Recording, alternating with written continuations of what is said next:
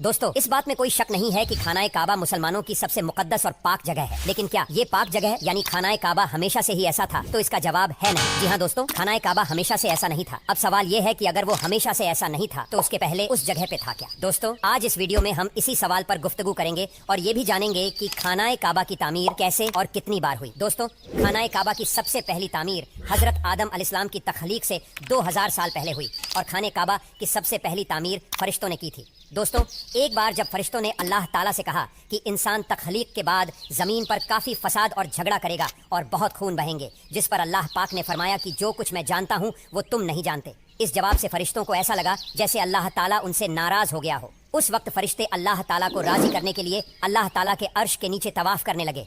उनके इस काम से अल्लाह ताला ने उन पर रहमत फरमाई और अपने अर्श के नीचे एक खूबसूरत घर तामीर किया जो जबुर्जत के 4 सतूनों पर कायम था। ये घर फरिश्तों के दरमियान बैतुल मामूर के नाम से मुतारिफ हुआ। बताया जाता है कि बैतुल मामूर फरिश्तों का काबा है और ये 7वें आसमान में अर्श के सामने काबा शरीफ के बिल्कुल ऊपर है। फरिश्तों ने द्वारा बैतुल मामूर की ऐसी ही हुर्मत है जैसे जमीन पर काबा की। ये आसमान वालों का किबला है और हर रोज 70,000 फरिश्ते इसका तवाफ करते हैं और नमाज के कुएं हाजिरी देते हैं। जो फरिश्ता एक बार बैतुल मामूर में तवाफ कर लेता है उसके बाद दोबारा उसको कभी मौका नहीं मिलता। बुखारी और मुस्लिम शरीफ की हदीस है कि हुजूर पाक सल्लल्लाहु ताला अलैहि वसल्लम को भी बैतुल मामूर दिखाया गया। दोस्तों खानाए काबा की दूसरी तामीर उस वक्त हुई जब अल्लाह ताला ने हजरत आदम अलैहिस्सलाम को बनाने के बाद जमीन पर उतारा।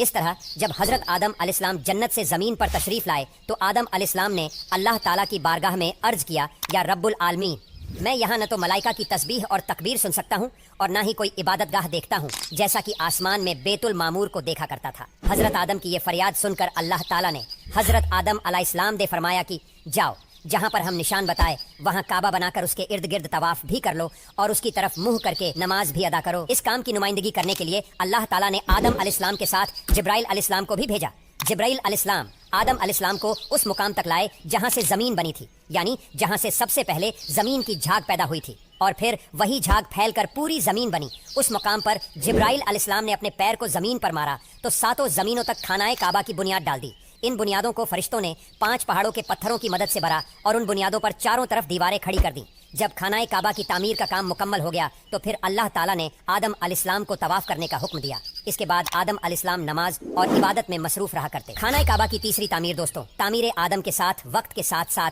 खाने काबा की दीवारें भी कमजोर होने लगी तो अल्लाह ताला के हुक्म के मुताबिक इब्राहिम अलैहिस्सलाम ने अपने बीवी हाजरा और अपने प्यारे बेटे इस्माइल अलैहिस्सलाम को छोड़कर मक्का की तरफ पहला सफर किया। इसके बाद दूसरी दफा जब हजरत इस्माइल अलैहिस्सलाम अपने खानदान से मिलने के लिए फिलिस्तीन से मक्का आए तो तब हजरत इस्माइल अलैहिस्सलाम की कुर्बानी का वाकया पेश आया। और तीसरी बार जब हजरत इब्राहिम अलैहिस्सलाम मक्का में तशरीफ लाए तो हजरत इस्माइल अलैहिस्सलाम की शादी हुई और उस वक्त हजरत हाजरा रजी अल्लाह ताला अन्हा का इंतकाल हो चुका था। चौथी दफा जब इब्राहिम अलैहिस्सलाम मक्का में तशरीफ लाए तो आपकी मुलाकात आपके बेटे हजरत इस्माइल अलैहिस्सलाम से न हुई। फिर 5वीं मरतबा जब हजरत इब्राहिम अलैहिस्सलाम मक्का में तशरीफ लाए तो उस वक्त अल्लाह ताला ने उन्हें बैतुल्लाह की तामीर करने के हुक्म दिया।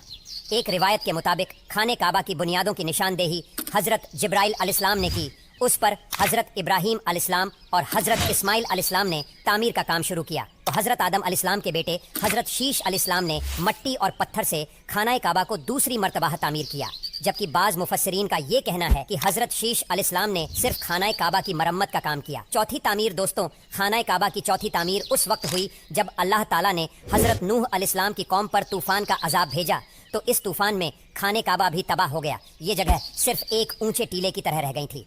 इस तूफान के बाद जब हजरत इब्राहिम अलैहिस्सलाम इस दुनिया में तशरीफ लाए तो अल्लाह ताला ने हजरत इब्राहिम अलैहिस्सलाम को खानाए काबा की तामीर करने का हुक्म दिया। जब खुदाई शुरू हुई तो वहाँ आदम अलैहिस्सलाम द्वारा बनाए गए बैतुल्लाह की कुछ निशानियाँ मिली, जिसके बाद उसकी बुनियादों पर काम करना शुरू कर दिया गया। जिब्राइल अलैहिस्सलाम पहाड़ियों से पत्थर उठाकर लाते और उसे हजरत इब्राहिम अलैहिस्सलाम काबे में लगाते।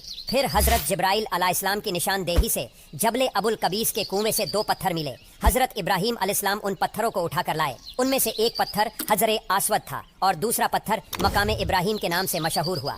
دوستوں، مقام ابراہیم وہ مشہور پتھر ہے جس پر کھڑے ہو کر حضرت ابراہیم علیہ السلام نے کعبہ کی دیواریں بلند کی۔ جیسے جیسے خانہ کعبہ کی دیواریں بلند ہوتی جاتی، ویسے ویسے یہ پتھر بھی ہوا میں بلند ہوتا جاتا۔ دوستوں، نبی کریم غفور الرحیم صلی اللہ تعالی علیہ وسلم نے ارشاد فرمایا کہ حجر اسود جب جنت سے اتارا گیا تو دودھ سے بھی زیادہ سفید تھا، پھر انسانوں کے گناہوں نے اسے کالا کر دیا۔ خانہ کعبہ کو 5ویں بار قوم عمالقہ اور 6ویں بار قبیلہ جرہم نے تعمیر کیا۔ قبیلہ جرہم سے جس شخص نے یہ کام کیا اس کا نام حس بن مداد اصغر تھا۔ دوستوں، اس کے بعد خانہ کعبہ کی تعمیر کی ضرورت تب پڑی جب قبیلہ قریش کے سرداری کے دور میں ایک زبردست سیلاب آیا، جس سے خانہ کعبہ کی دیواریں بے حد کمزور ہو گئیں اور ان پہ دراریں بھی آ گئیں، جس کے بعد قبیلہ قریش نے کعبہ کو پھر سے تعمیر کروایا، لیکن اس وقت سرمایہ کم ہونے کی وجہ سے قریش کی تعمیر میں حتم کعبہ کو شامل نہیں کیا گیا تھا۔ خانہ کعبہ کی نامی تعمیر اس وقت ہوئی جب یزیدی فوج کی وجہ سے خانہ کعبہ کی دیواریں کمزور ہو گئی، تو حضرت عبداللہ بن زبیر نے اس کو بھی شامل کر کے بنیاد ابراہیمی پر خانہ کعبہ کو نئے سرے سے تعمیر فرمایا۔ دوستوں، خانہ کعبہ کی 10ویں تعمیر عبد الملک بن مروان کے نائب حجاج بن یوسف، جو کہ ایک ظالم حکمران تھا، اس نے 74 ہجری میں پھر سے خانہ کعبہ کو قریش والی تعمیر کے مطابق بنوایا۔ پھر 1040 ہجری میں سلطنت عثمانیہ کے سلطان مراد بن احمد خان نے حجر اسود والی جگہ کے علاوہ ساری عمارت کی تعمیر پھر سے کی۔ اس تعمیر کا کام 6 ماہ میں مکمل ہوا۔ اس نے کعبہ کے اندر سنگ مرمر کا پتھر لگوایا اور نہایت ہی خوبصورت چھت بنوائی اور ایک خوشبورات کالے رنگ کا پردہ خانہ کعبہ پر ڈالا گیا، جس پر کلمہ طیب لکھا ہوا تھا اور سنہری لفظوں میں اس پر سلطان کا نام بھی